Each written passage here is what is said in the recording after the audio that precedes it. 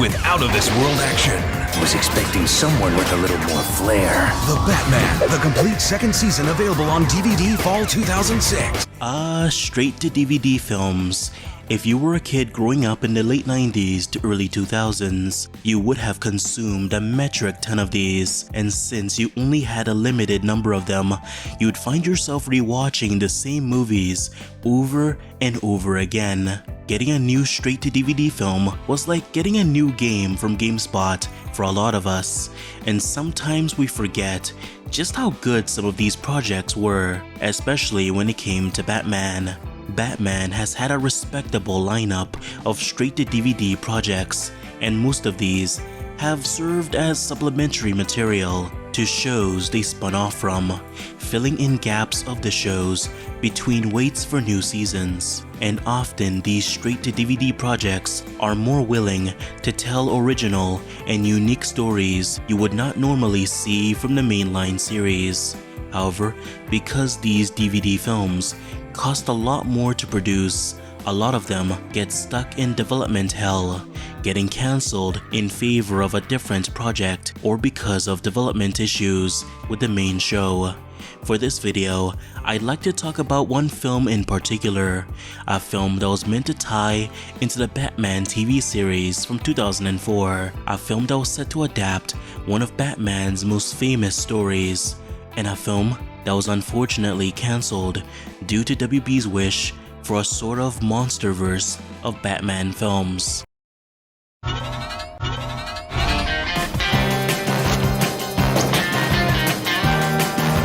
The Batman was an animated series that ran from 2004 to 2008. Unlike most Batman adaptations during this time, The Batman was unique due to both its reinventions of famous characters, but also the new designs they were given, making The Batman one of the most visually distinct Batman adaptations, at least in terms of art direction. The show's writing was also pretty well done, giving us dimensions and depth to characters we've never quite seen before, especially when it came to characters like Clayface, who although is radically changed from his comic counterpart, has one of the greatest character arcs in a Batman adaptation.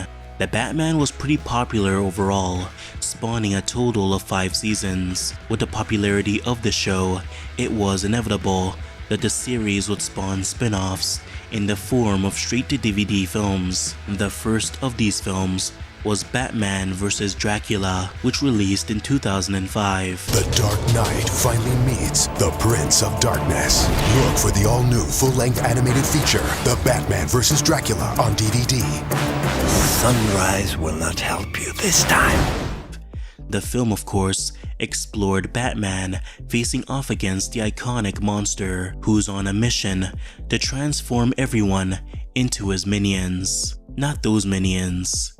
The film was very well received when it first came out, getting praised for its fluid animation, compelling story, gripping action scenes, and stunning visuals. And with this popularity, it was of course only a matter of time before another DVD film was released. In fact, executive producer Alan Burnett would state in an interview with World'sFinest.com that they hoped they could release at least 2 new straight-to-DVD films, depending on the popularity and success of the show, especially when it came to merchandise sales. It just so happens that a new straight-to-DVD film was already indeed in development. Titled Batman vs. Hush, the film was being developed by art director Jeff Masuda, who was a fan of the Hush character and wished to see them brought to the big screen, and with the help of close friend Jeff Loeb, who had written the original Hush storyline, they worked to adapt the character to the small screen. So what can we piece together about the story of this film? Well, the logical conclusion is that it closely followed the plot of the comic. A new and mysterious villain, Hush, comes to Gotham and coordinates with many of his villains in an attempt to break his spirit and tire him out, putting him through a gauntlet of dangerous scenarios he struggles to overcome, testing his boundaries and rules, and being one step ahead at every turn. Of course, It's reasonable to assume that the Batman vs. Hush film would have closely followed this plot. However, there is one problem. Batman Hush is an incredibly convoluted story with many moving parts and characters to create the full narrative. It's also very much a story that takes advantage of Batman's long history, incorporating elements from decades of material. It's the type of narrative that only really works in the comic format. If they wanted to adapt this comic to film, a lot of changes would have to be made, and luckily, I'm sure Jeff Masuda and Jeff Loeb would have been able to pull it off. Only one piece of artwork exists for Batman vs. Hush, and it was drawn by Jeff Masuda while he was pitching the series to Warner Brothers. Now this artwork reveals a lot more about the film than you would realize. First of all, the villain lineup in the story would have consisted of Catwoman, Joker, Mr. Freeze, Riddler, Clayface, and the Penguin. 3 of these characters are present in the original comic, with Clayface serving as a sort of tool for the whodunit element of the story. However, with the presence of all new villains in this poster, it's clear Batman vs. Hush would not have been a direct adaptation of the comic, but something more loose that took elements from the original story, but crafting something unique as well. Based on Batman's appearance in the art, it's clear he would have been fighting a hard battle in the film, being pushed to limits never seen before. And based on Catwoman's appearance in the poster as well, it's hard to say for sure if she would have been an ally, like in the original comic. Hush is the main center point of the poster. Appearance-wise, he is nearly identical to his comic look, the only difference being the sharp red eyes, which is likely an artistic choice to make Hush more ominous. The character is also shrouded in shadow, which implies that Jeff Masuda wanted Hush to be a mysterious character shrouded in mystery throughout the film, much like the comic. One big problem about Hush, however, at least in the original comic, is his underutilization. The setup for the character is brilliant, as he almost kills Batman during his first appearance. He's also shrouded in darkness.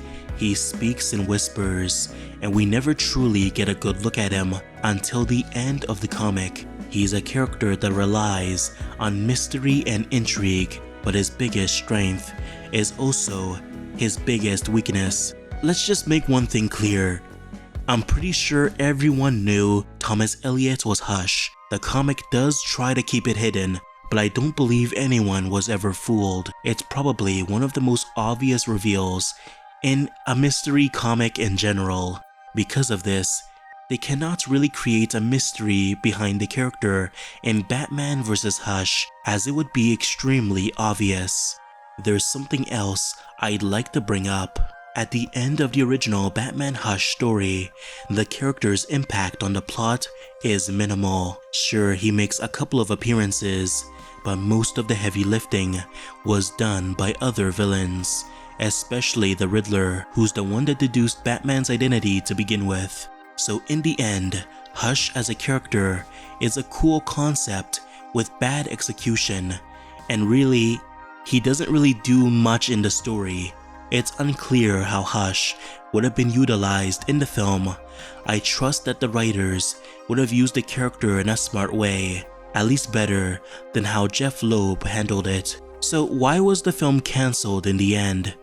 Well, supposedly Warner Brothers were a fan of how Batman faced an iconic monster in Batman vs. Dracula and wanted to see the character face other creatures in the next film. Something like a Batman vs. Frankenstein or Batman vs. Sans. They weren't very interested in a film featuring Hush, so this movie never really left the pitching stages.